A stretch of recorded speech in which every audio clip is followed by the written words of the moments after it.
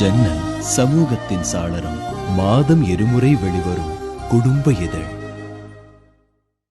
நடைபெறப்போகிற சட்டமன்ற தேர்தலில் திராவிட முன்னேற்ற கழகத்தினுடைய தலைமையில் அமைந்திருக்கிற இந்த மகத்தான கூட்டணி 200 இடங்களுக்கு மேல் கைப்பற்றக்கூடிய நிலை இருக்கிற காரணத்தினால் தமிழக அரசில் இருக்கிற மற்ற கட்சிகள் எல்லாம் இன்றைக்கு திராவிட முன்னேற்ற கழகத்தின் மீது வீண்பழி சுமத்த ஆரம்பித்திருக்கிறார்கள்.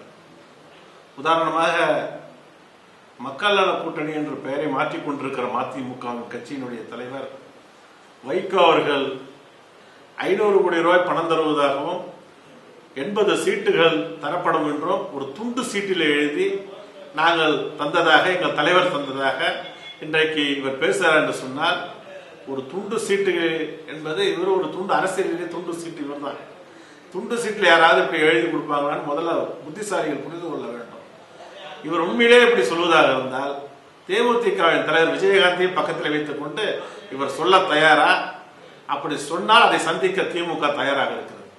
இப்படி ஏராளமான பொய்களை விமான நிலையத்தின் வாயிலில் நின்று கொண்டு பேசியிருக்கிறார்கள்.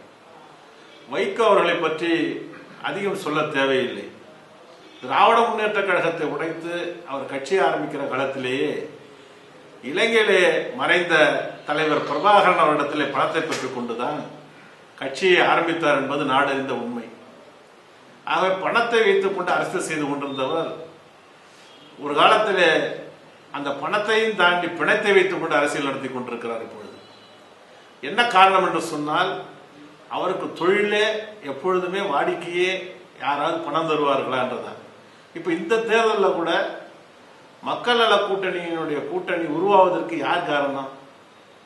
இன்றைக்கு நாட்டில் இருக்கிற ஜெயலலிதாவுடைய எதிர் ஓட்டு திமுகவுக்கு கிடைத்துவிடக்கூடாது என்பதற்காக ஒரு ஓய்வு பெற்ற டிஜிபி இவரை அணுகி ஒரு பெருந்தொகையை இந்த ஆளுக்கு தந்து, அதன் காரணமாக இவர் ஒரு புரோக்கர் வேலை செய்து சில கட்சிகளை இணைத்துக் கொண்டு தேமுதிகவை அதில் இணைத்து இன்றைக்கு ஒரு வியாபாரமாக அதை கொண்டு வந்து சேர்த்தது வைகோவுடைய திறமை.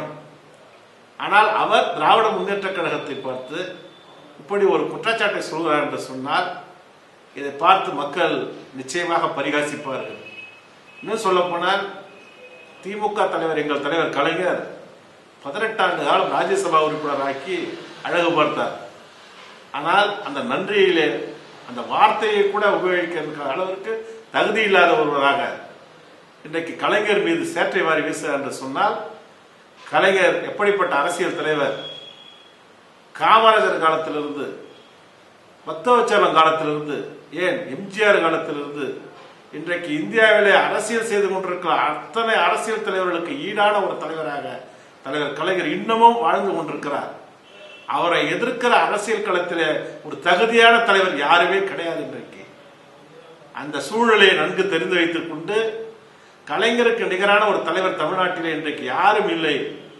ஜெயலலிதாவையும் இப்பொழுது சொல்ல முடியாத சூழ்நிலையிலே ஊழல் குற்றச்சாட்டிலே சுப்ரீம் கோர்ட்டால் தண்டிக்கப்படக்கூடிய அளவிற்கு இன்றைக்கு நிலைமை இருக்கிற காரணத்தினால், யாரும் முதலமைச்சராக வருவதற்கு வாய்ப்பில்லாத காரணத்தினால், திராவிட முன்னேற்ற கழகத்தினுடைய தலைவர் கலைஞர் தன்னுடைய திறமையினாலும் தியாகத்தாலும் அந்த முதலமைச்சர் பதவியை மக்கள் அவருக்கு வழங்க இருக்கிற காரணத்தினால் அதை எப்படியாவது தடுத்துவிட வேண்டும்.